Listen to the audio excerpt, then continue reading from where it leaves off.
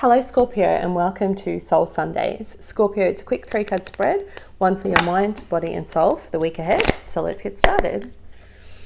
Universe and angels, messages and guides, my higher self, I call upon you now to give me a clear and accurate reading for the sign of Scorpio. Please tell me what they need to hear and what they want to hear for their week ahead. Spirit, can I please have 3 cards? One for mind, body and soul. I don't know why I just flipped that over rather than shuffling. Let's see if it comes out. The card was change positions, by the way. So let's shuffle and see.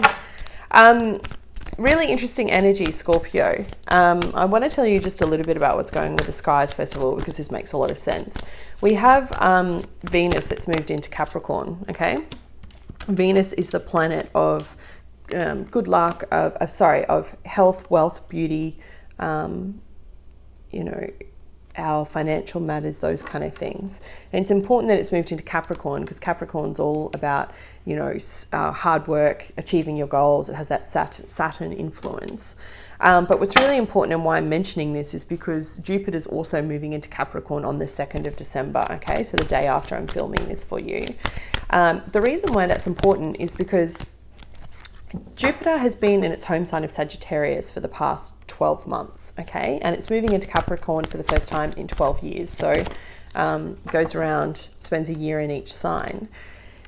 Jupiter in Sagittarius is in its home. It's most comfortable, okay? It feels like energy that's opening up our heart chakra. It's opening up our mindset. It's really allowing us to dream big.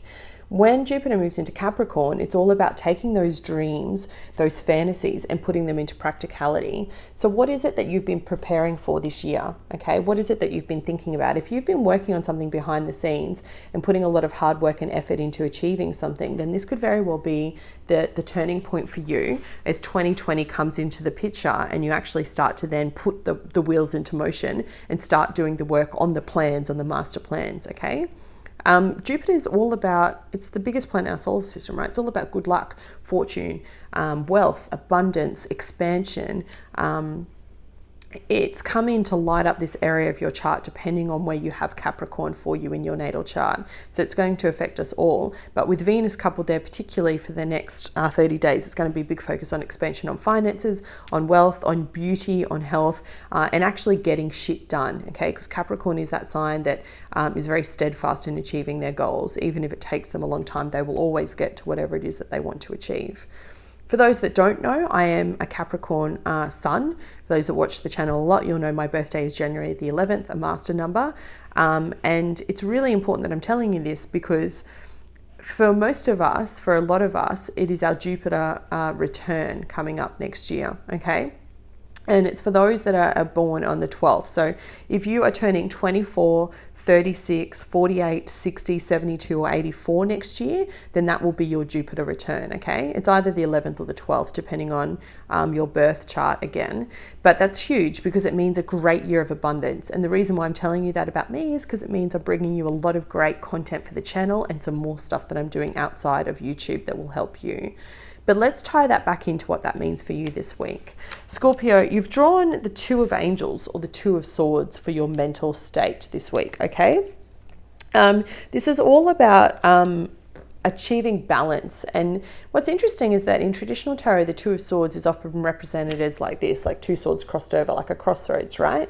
Essentially, you'll hear myself and most readers describe that as needing to make a choice between 2 things. And often swords are mental. They're all about thought. So it's no surprising that you've drawn this card in the area of your mindset for this week. You're very much trying to think about how to strike a balance. What's interesting is that I talked about last week, it was you're going through this turning point of rediscovering who you were with that that new moon in Sagittarius, Jupiter in Sagittarius. It's about closing out that last 12 years cycle as Jupiter moves into Capricorn and trying to find balance so you can move forward with your dreams and the things that you're trying to achieve, okay? It's not light energy at all, so it doesn't surprise me that you feel like you're in a bit of a crossroads, that you don't have control. But I want to assure you that that couldn't be any further from the truth, okay? I'm just going to find it for you in the book because I want to read to you a little passage that's in here.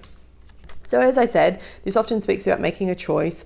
It's like a stalemate, feeling like at a crossroads, needing to meditate, right? In this book, it's described as balance. And it says a shift is occurring. Things are happening to bring you into balance, into alignment. Only then can you fulfill your potential. And it says the Two of Angels is concerned with a decision. There is fear around making a wrong choice. A decision has been overthought, and so that has paralyzed the thinking process and prevented you making progress. Confusion has led to inaction.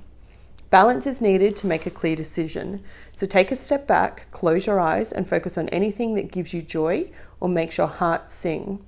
Keep focusing on joy until you feel your energy shift. You will feel a sense of relief wash over you. Open your eyes, very soon you'll know what to do. So some great advice there, like a little mantra about needing to make a choice. This week it could very much be a choice about where you're going to live, a choice about who you want to be. It's not small stuff, right? Do you get my drift? It's like big stuff. It could be about making a move as well. What's interesting is that whatever the question is, whatever the choice is that you need to make, and I want you to think about that now if this is relevant, right? Just say to yourself, Ali, I need to know if I, marry this person or break up with this person. Let's say it's like that. Or I need to know whether I take this job or whether I stay there. Or should I take this job or stay there? Whatever it is, I want you to know the answer is yes. Because you've drawn the card of yes, big confirmation card, okay? Although this has come up for you in your body reading, it did come out very quickly to the Two of Angels, and it was the first card that came out.